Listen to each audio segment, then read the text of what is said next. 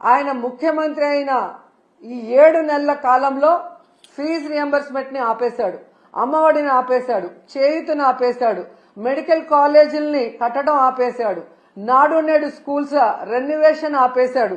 అలాగే మీరు చూస్తే 0 వడ్డీ పథకాన్ని ఆపేశాడు. ముఖ్యంగా పేదవాళ్లకి చాలా అవసరమైన ఆరోగ్యశ్రీని ఆపేశాడు. ఇక వాలంటీర్ వ్యవస్థని ఆపేయటం మనం అందరం కూడా చూస్తూనే ఉన్నాం. ప్రభుత్వ ఉద్యోగులకి ఐఆర్ లేదు, పిఆర్సీ లేదు, కనీసం డిఏ కూడా ఇవ్వకపోవటం ఈ రాష్ట్ర ప్రజలందరూ మేధావులందరూ కూడా గమనించాలని కూడా కోరుకుంటున్నాను. ఎందుకంటే ఒకవైపు జగన్మోహన్ రెడ్డి గారిని తిట్టడానికే టైంని స్పెండ్ చేస్తున్నారు, కానీ వాళ్ళు ఎన్నికల్లో ఏం ప్రచారం చేశాం, ఏ సంక్షేమాన్ని అందిస్తాం, ఏ అభివృద్ధిని అందిస్తామని చెప్పిన మాటల్ని మరిచిపోవడం ఇక్కడ మనం గమనించాలి. ఎందుకంటే మీరు చూశారు ఏ విధంగా అధికారంలోకి వస్తే మేము సూపర్ 6 అమలు చేస్తామని చెప్పారు.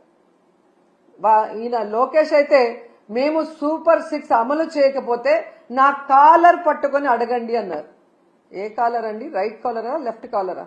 అంటే కాలర్ పట్టుకొని నిలదీసి అడిగితే తప్ప మీరు సూపర్ 6 అమలు చేయరా?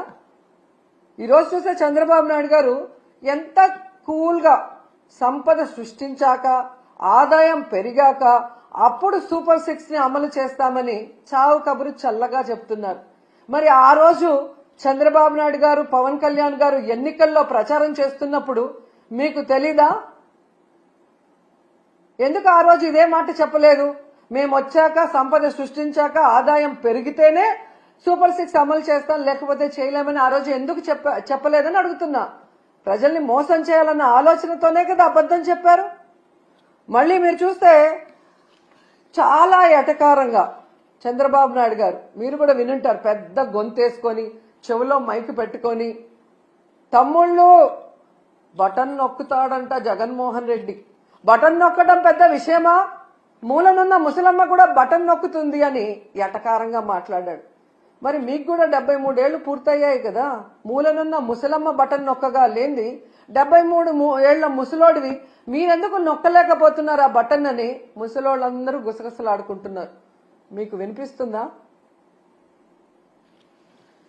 అసలు డిప్యూటీ సీఎం పవన్ కళ్యాణ్ గారు అయితే ఏకంగా బాబు గారి హామీలకి నాది గ్యారంటీ, బాబు గారు చెప్పే ప్రతిదీ అమలు చేసేది నాది వారంటీ, ఆయన చేయకపోతే నేను ప్రశ్నిస్తాను అని మాట్లాడారు.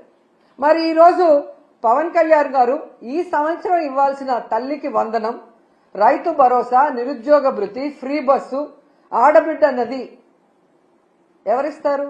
మీరిస్తారా? చంద్రబాబు నాయుడుతో ఇప్పిస్తారా? మరి ఇంతవరకు ఇవ్వలేదు కదా.